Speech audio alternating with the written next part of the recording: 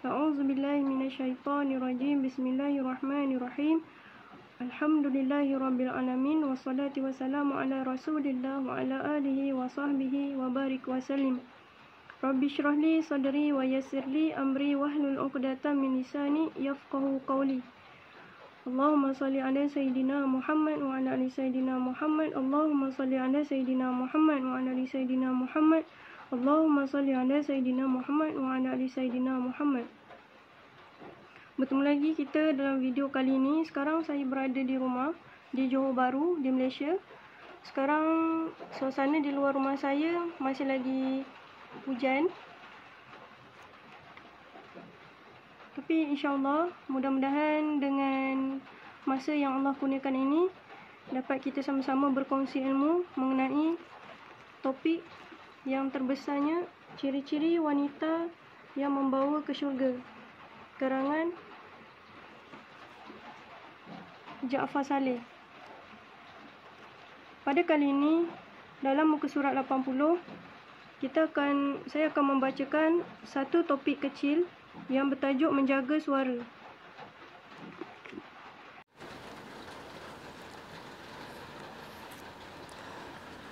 Tadi sound tak berapa kuat, jadi saya stop sekejap untuk pasang mikrofon.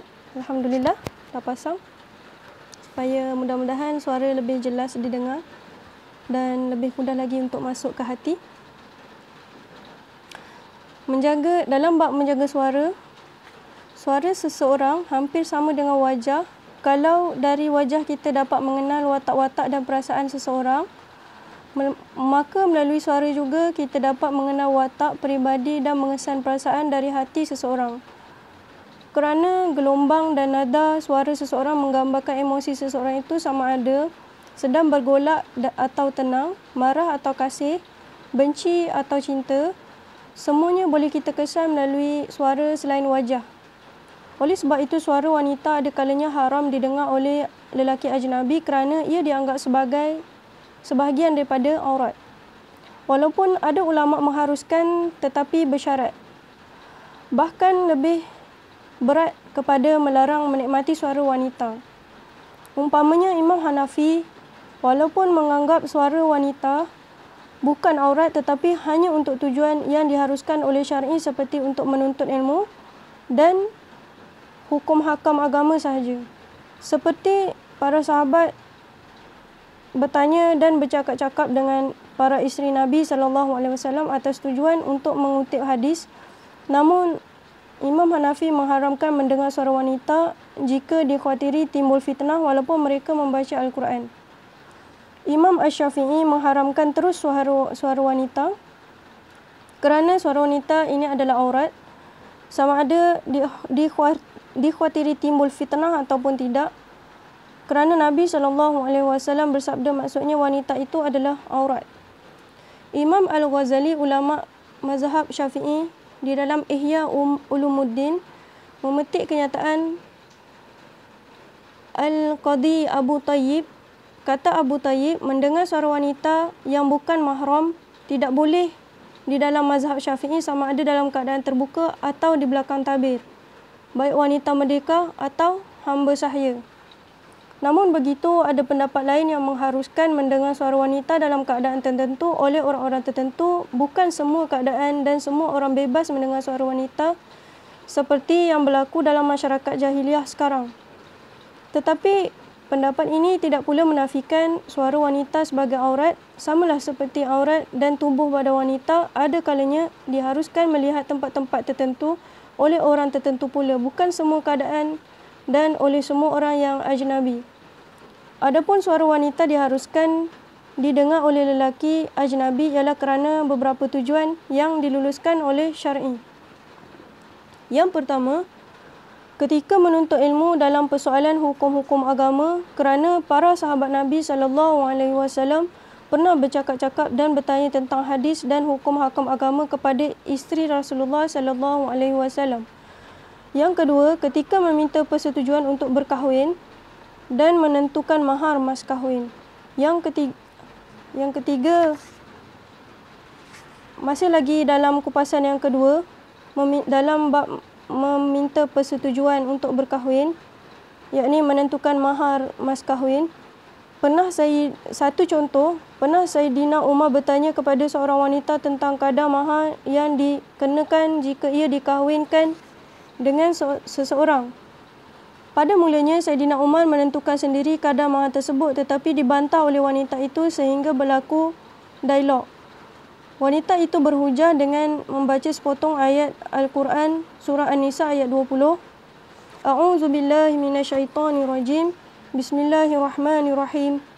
Wa in aradtum mustibda la zawjin makana zawjin wa ataitum ihdahunna qintara fala ta'khudhu minhu syai'a ata'khudhunahu buhtanan wa ismanan mubina. Maksudnya, jika kamu ingin menggantikan isterimu dengan isteri yang lain, sedang kamu telah memberikan harta yang kepada salah seorang di antara mereka dengan banyak, maka janganlah kamu mengambil semua harta tersebut. Akhirnya Saidina Umar setuju dengan pendapat wanita itu. Kata Saidina Umar, wanita itu betul dan Umar salah.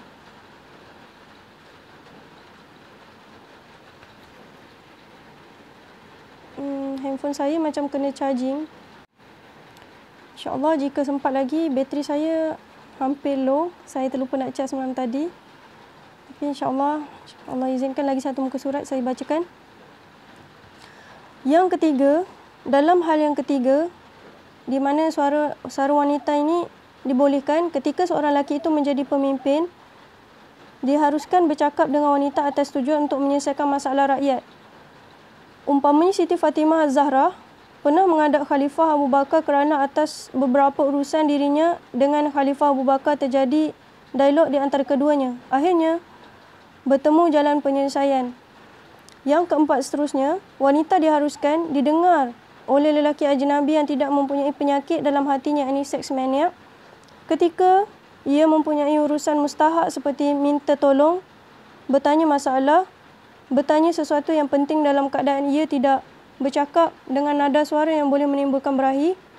Tetapi kalau dengan lelaki yang dalam hatinya ada penyakit gila seks, yakni seks maniak, wanita dilarang bercakap-cakap dengannya kerana di dalam Al-Quran Allah telah melarang wanita berbicara dengan nada yang boleh menimbulkan gairah kepada lelaki yang mempunyai penyakit gila seks, yakni seks maniak. InsyaAllah yang terakhir, satu firman Allah Subhanahu Wa Taala yang saya bacakan. A'udzu billahi minasyaitonir rajim. Ya nisa'an nabiyyi lastunna ka'ahadin minan nisa' in ittaqaytunna fala takhda'na bil qawli fayatama'alladzi fi qalbihi maradun wa qulna qawlan ma'rufa. Maksudnya, janganlah kamu merendahkan bicara sehingga menimbulkan keinginan berahi. Orang yang ada penyakit di dalam hatinya, dan ucapkanlah perkataan yang baik, yakni surah Al-Ahzab ayat 32. Oleh yang demikian, setiap wanita hendaklah bercakap dengan lelaki ajnabi kerana ada urusan mustahak yang diluluskan oleh syar'i. Maka hendaklah ia memilih lelaki bukan dengan sebarang lelaki dan tidak dengan nada dan gaya percakapan yang boleh menimbulkan fitnah dan membangkitkan nafsu syahwat lelaki. Dan jangan bercakap dengan lelaki yang terkenal dengan gila seks atau yang bersifat curang terhadap wanita. Pilihlah lelaki yang baik, soleh untuk berkomunikasi perkara mustahak. Alhamdulillah, hukum wanita menyanyi, satu lagi topik yang agak menarik. InsyaAllah saya akan kongsikan cerita daripada buku ini, info-info dalam buku ini dalam next video. Selepas ni, kita akan pergi kepada kisah-kisah benar, iaitu penglipu lara. Moga-moga menjadi iktibar, sempadan dan tauladan buat diri kita semua.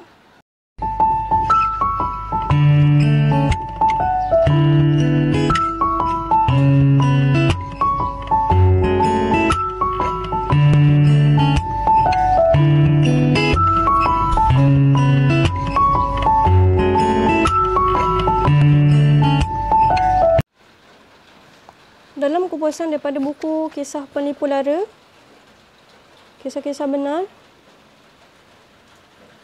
daripada Fatimah Haji Omar. Satu topik yang agak menarik tentang Bani Israel, iaitu yang berjudul Lembu Bani Israel. Ceritanya berbunyi begini. Bani Israel dikenal orang yang paling cerewet dan suka bertanya. Mereka selalu banyak menanyakan tentang sesuatu yang sepatutnya tidak perlu ditanyakan. Itulah sifat mereka.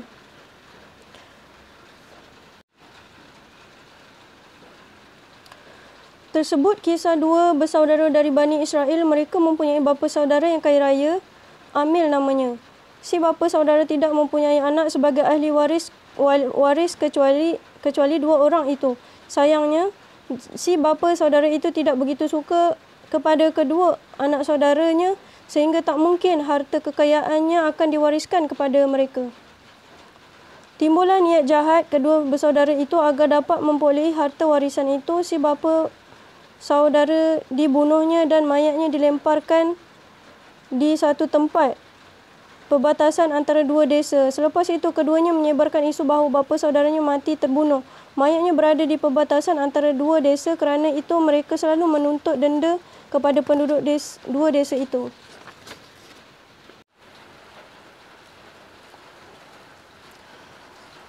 Tamak telah menguasai kedua saudara Bani Israel ini. Sudahlah warisan harta bapa saudaranya diperolehinya. Mereka menuntut denda lagi.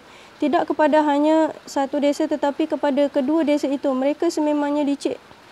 Peristiwa itu disebut dalam surah Al-Baqarah mulai ayat 72 yang antara lain berbunyi demikian. Dan ingatlah ketika kamu membunuh seorang manusia lalu kamu saling menuduh tentang itu. Dan Allah akan menyingkap apa yang selama ini kamu sembunyikan. Menyembelih sapi. Menghadapi tuntutan dari dua saudara itu, warga kedua desa yang ditempatkan mayat Amil kebingungan. Mereka berjumpa Nabi Musa AS meminta pendapat. Berdoalah kepada Tuhanmu agar dia mahu menjelaskan tentang perkara ini, kata mereka kepada Nabi Musa. Sebagaimana disebutkan dalam ayat berikutnya, maka Nabi Musa berkata kepada mereka, sesungguhnya Allah menyuruh kamu menyembelih lembu betina.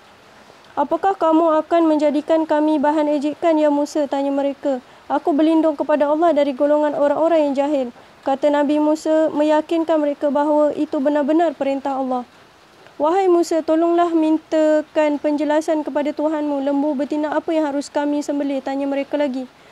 Allah berfirman, sapi betina yang disembelih itu yang tidak terlalu tua dan tidak pula terlalu muda. Cukup itu penjelasannya dan segeralah kamu laksanakan. Maka Musa setengah kesal atas kesangsian mereka. Namun dasar Bani Israel terkenal cerewetnya, mereka masih menanyakan lagi. Cuba tanyakan kepada Tuhanmu, lembu yang disembelih itu apa warnanya? Setelah minta petunjuk Allah, Musa menjawab lagi, lembu betina warna kuning yang menyenangkan orang yang memandangnya, jawab Nabi Musa. Meskipun sudah dijelaskan secara mendalam ciri-ciri lembu yang harus disembelih itu dan dijelaskan bahawa itu perintah Allah sehubungan dengan peristiwa terbunuhnya seorang di daerah mereka, namun Bani Israel itu kurang yakin dan bertanya lagi. Mohon kepada Tuhanmu untuk kami agar dia menerangkan bahawa hakikat lembu itu. Kami kurang jelas dengan lembu betina yang harus disembelih itu agar kami memperoleh petunjuk, kata mereka. Dengan kesal, Nabi Musa masih menjawab lagi pertanyaan mereka. Sapi betina yang belum digunakan untuk membajak sawah atau belum pernah digunakan untuk mengairi tanaman. Sapi itu tidak cacat dan tidak ada belangnya, kata Musa kesal. Setelah panjang lebar menerima penjelasan Nabi Musa itu, barulah jelas Bani Israel yang sedang menghadapi perkara tuntutan denda dari dua bersaudara tentang kematian bapa saudaranya itu. Sebagaimana disebutkan pada ayat selanjutnya dalam surah Al-Baqarah, mereka lalu berkata, sekarang barulah kamu menerangkan hakikat lembu betina yang sebenarnya, katanya. Kemudian mereka baru mahu menyembelih lembu betina yang seperti diperintahkan Allah itu. Bangkit kembali. Setelah lembu betina yang ciri-cirinya telah disebutkan itu disembelih, Allah memerintahkan Nabi Musa memukul orang yang mati terbunuh itu dengan lidah lembu itu. Dengan izin Allah, tiba-tiba lelaki itu hidup lagi dan menceritakan siapa yang membunuhnya. Kepada kaum Bani Israel di dua desa itu, Amil menyebutkan pembunuhnya tiada lain dua anak saudaranya sendiri.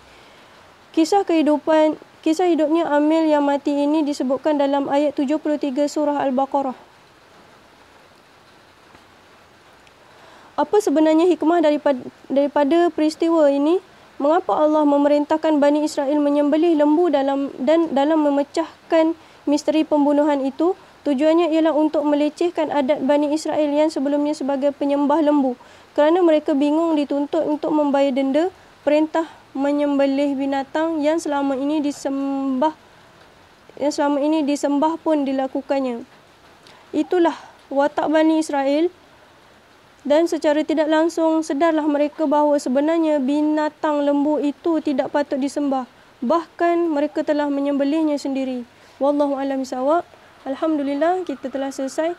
InsyaAllah kita berjumpa dalam video yang seterusnya untuk kupasan info-info berkenaan agama insyaAllah.